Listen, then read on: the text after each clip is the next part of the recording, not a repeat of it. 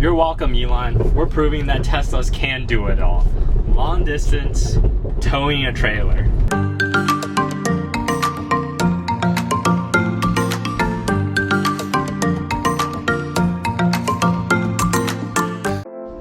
Hey guys, it's crazy to think that all of this, including that one, will be in a trailer going from St. Louis to Boston in a matter of hours. We're gonna do something crazy today, which is tow a 5x8 trailer a few hundred miles over the course of 2 days. And we're gonna learn a lot about efficiency of towing long distance. Are you happy about that? Let's get moving! We went to a U-Haul a couple weeks ago and got this for our trailer. Because the Model Y tow hitch is so low, you'll want the ball to be like this versus coming up from this position. You can get this on Amazon, but I think U-Haul makes it pretty convenient to get whatever you need to tow. We also have this. It basically converts the electrical outlet by the tow to be compatible with the U-Haul trailer. Model Ys are known to have really clunky covers. You know, we cut off a bunch of like the sides. So it should come off easier. Gosh, this cover is so hard to get off.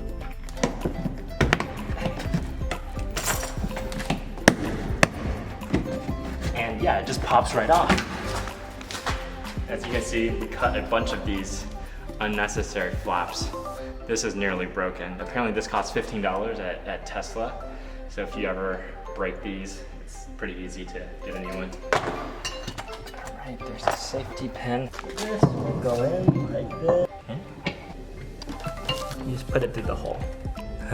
Okay, and this is the outlet right here. And it's interesting because there's some words on this and it's always upside down. You're gonna connect the adapter to this and then it's gonna send electrical signals to the trailer. So anything from braking to return signals to the brake lights. So now we have our ball on the Tesla.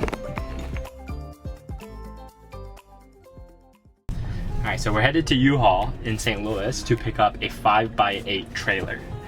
Now, there's 3 trailers that U-Haul offers. It's the 4x8, the 5x8, and the 6x12. Obviously, the larger the trailer, the more it weighs, the less aerodynamic it becomes, and the larger the hit on efficiency. Originally, we reserved a 4x8, and when I checked it out a few weeks ago, it looked very, very small. So we upgraded to the 5x8. The Model Y can tow 3,500 pounds, so both the 4x8 and 5x8 loaded to capacity are both under 3,500 pounds. The 6x12 obviously is much heavier, and at capacity it's actually over 3,500 pounds. So if you use the 6x12, understand that it's going to probably be a lot tougher to drive across country due to efficiency, but also it's probably best if you have bulky items that are not as heavy. We have a king-sized bed, we have a sleeper sofa. Those are really like the large items. Everything else is just your normal stuff that fits in boxes. But I hate moving, but I love to do it for Karen. So it's summertime, meaning efficiency has gotten better. So in city, we get 270, 280 watt hours per mile. When we're doing highway driving, it's usually 310, 320, around there. There's no real like easy way of me knowing how to like estimate this trip. It seems like I should expect a 50% reduction in efficiency, which is crazy. The route that we have planned, which normally would take 1 very long day, is now taking us 2. We're estimating 600 to 650 watt hours per mile, which means we need to essentially charge like max 100 or 90 to 100 miles. And then we need to pretty much charge to like 90% every single time. We will have to be driving much slower on the interstate, but also spend a lot more time charging. There's not going to be autopilot, so that's going to be interesting. We rented this U-Haul for 5 days, and it's going to take all 5 days for us to get to Boston. We're going to be driving today and tomorrow to DC, where we are going to see family and friends for a day. Then on Friday, we're driving to New Jersey, which is 4 hours from DC, for a wedding. On Saturday, after the wedding, we'll slowly make our way to Boston, which I think is another 7 to 8 hour drive.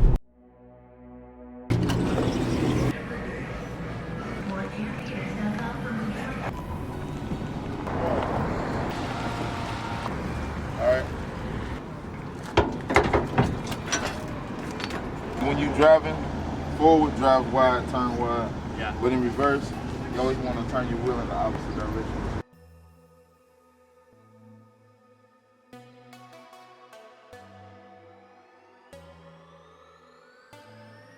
Do you think everything is gonna fit? I hope so. Our lifetime stats: almost 21,000 miles, 322 watt-hour per mile. Understand that a lot of this was wintertime driving and long distance driving. We just created a new one for St. Louis to Boston. We got the trailer behind us. Here we go.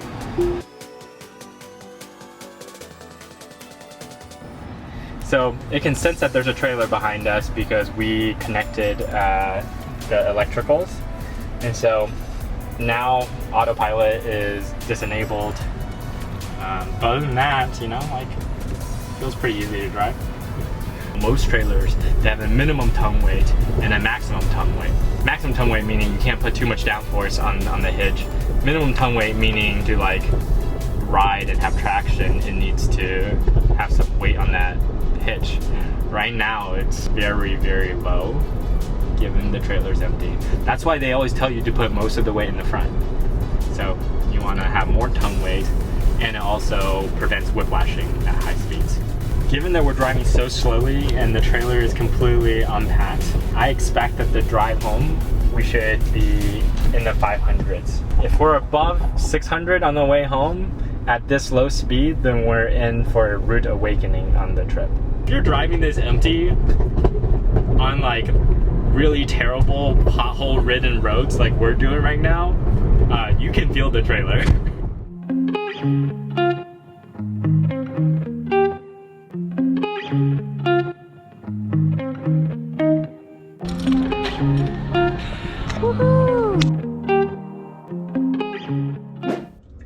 You ready for our 1,200 mile trip, Karen?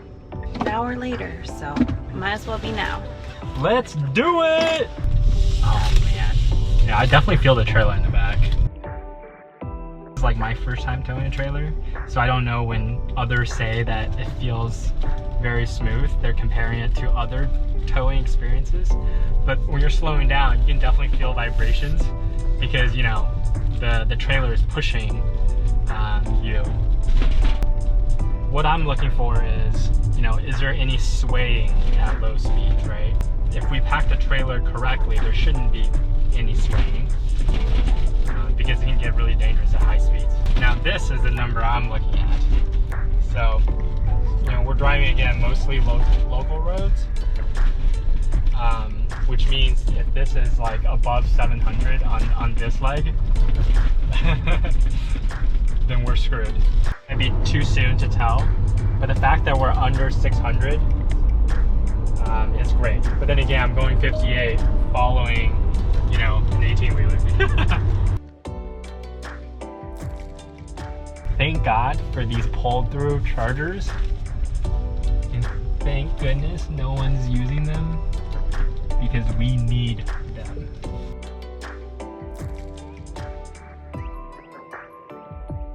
At 750 watt-hour per mile, basically it's 1% battery for 1 mile.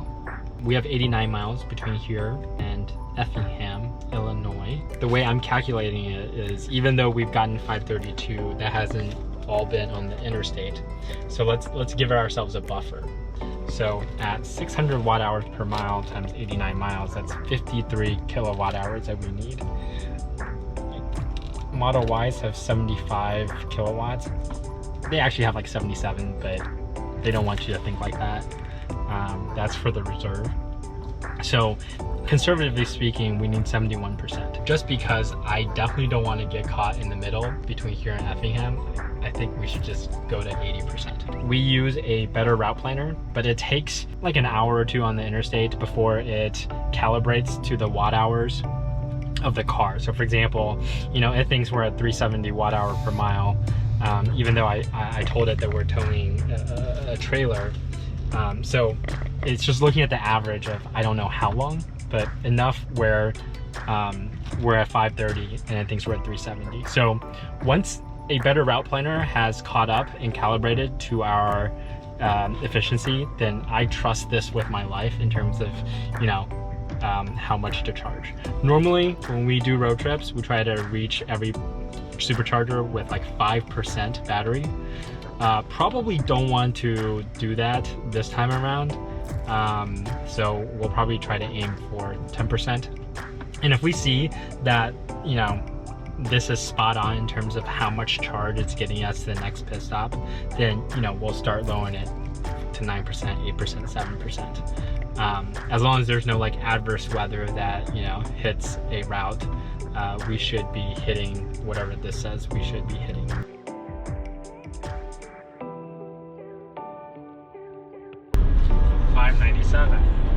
So I didn't think I was gonna get here with 5% battery. I thought I was gonna get here with 10%.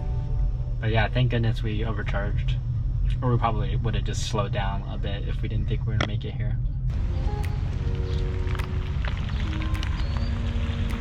It's not easy driving a trailer. Especially in the rain. We're on the road again. I think it's gonna be rainy all day, which is going to affect efficiency, unfortunately, but we can just take it slow. Yesterday we drove as fast as 75, 77 for a couple hundred miles, and we were able to draft behind, you know, these large tractor trailers. Today, as you can see, they're passing us.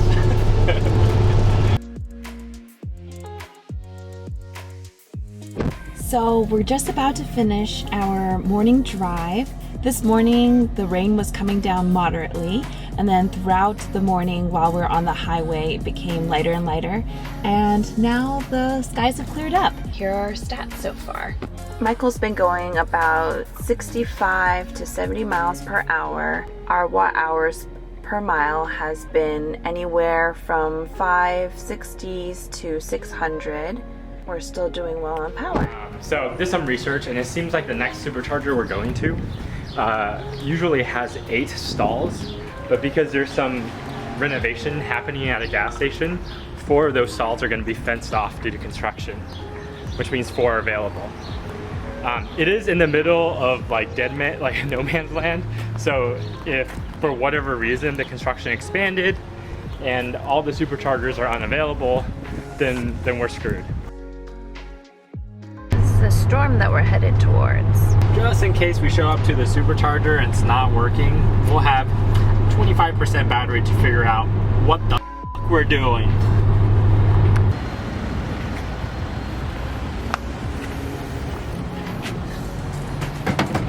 We knew that there were only going to be 4 spots left. Unfortunately, one was already taken and someone else was coming. But thankfully, that person was really nice and let us have the spot. And now we're taking up 3 spots in order to charge our Tesla. And these poor people had to squeeze in at the very back. Well, even though this is not advertised on Tesla's like routing system, people are still coming here, just like us, because it's convenient. We're at the end of day 2 of our journey. We've made our way from Ohio all the way to DC. At this supercharger we got lucky, and there were 2 pull-throughs, so we got the second one and someone's at the first one. I can imagine if we weren't moving on a weekday and things were more crowded that we might have more of an issue. But overall it's been smooth sailing, but I think that's a little bit partially luck. Skip. This is one in a Target. So this is how we're ending up parking. So last night we parked on top of a parking garage, And we left the U-Haul jetting out in a spot, and they had a little bit, they had an electrical outlet that we used. We got what, about 8% charge last night, Michael? Yeah, 8-10%. So again, a variety of different homes for Trooper over the past few days. Let's go, day 3.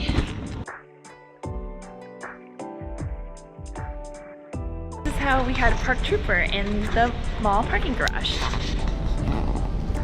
It fits perfectly between 4 spots. 2 spots.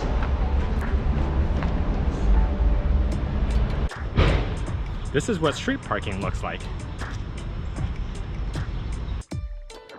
All right, so we're done with day 3 of our trip. Today we learned some important lessons.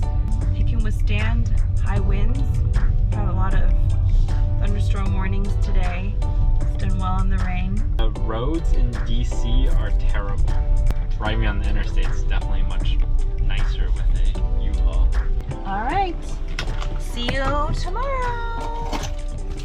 We've started our trip from DC to New Jersey for the wedding.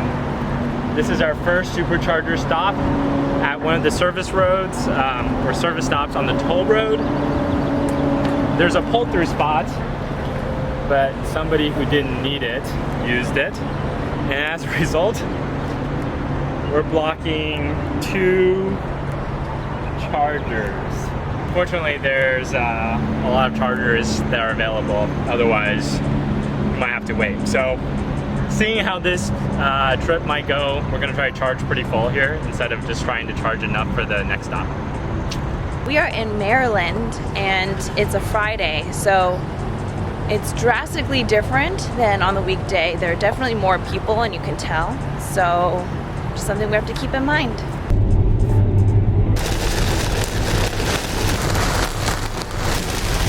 We've gotten really unlucky because there's this storm system that's moving west to east.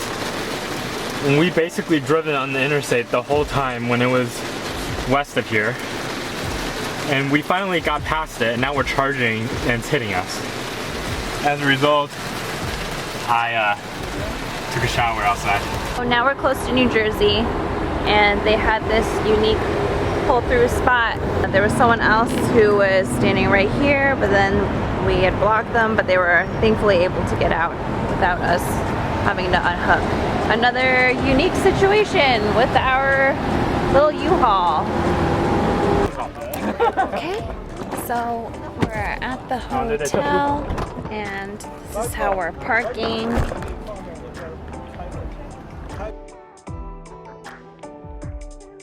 It's day 5. We just finished all wedding activities from last night and now we're on the road again. Still in New Jersey, charging up at a supercharger and getting ready to complete the journey to Boston. We'll make our way mostly to Boston tonight, spend the night on the road, and then tomorrow we will be moving into Karen's new place. So far we've driven 1,200 miles, 551 watt hours per mile, which is better than I expected before we got started a few days ago. No major problems other than the fact that efficiency is roughly half, which means more charging. You also appreciate pulled-through spots so much more. So thankfully, most of the superchargers we've been to have had pulled-through spots, and the ones that don't, well, we end up taking 3 or 4 spots like we are doing right now. So thankfully, there's not many people charging. Otherwise, we probably have to get out the way. So this is a right-hand pull-through, so we're unable to use it. But here we are, awkwardly blocking 1, 2, 3 and a half spots. Today's day 6. We are 30 miles outside of Boston, getting a final charge before we start unloading the car. Trying to get a final charge, but there's a Model X right there that's taking over the spot that we would otherwise use. So we'll just wait for this guy to come back or finish charging, and then we'll slot in there and get some charge. How are you feeling about the whole trip overall? Great. We've done a lot, we've seen a lot, we've learned a lot, but I'm excited to not have a trailer anymore attached to this car. What's one thing that you didn't expect from towing the trailer? How easy it was, I guess.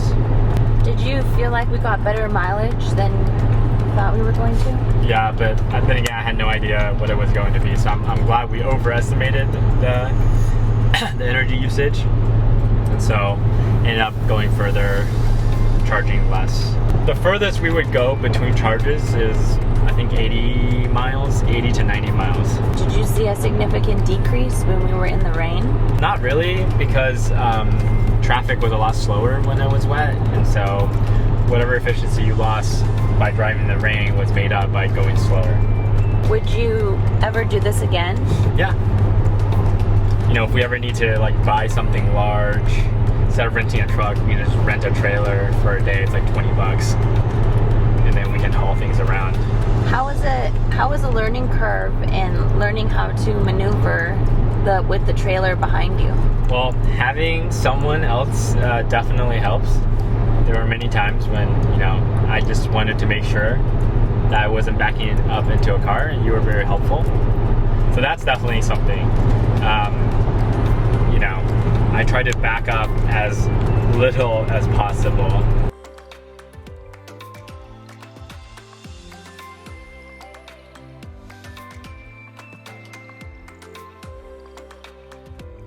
New humble abode in Boston, baby!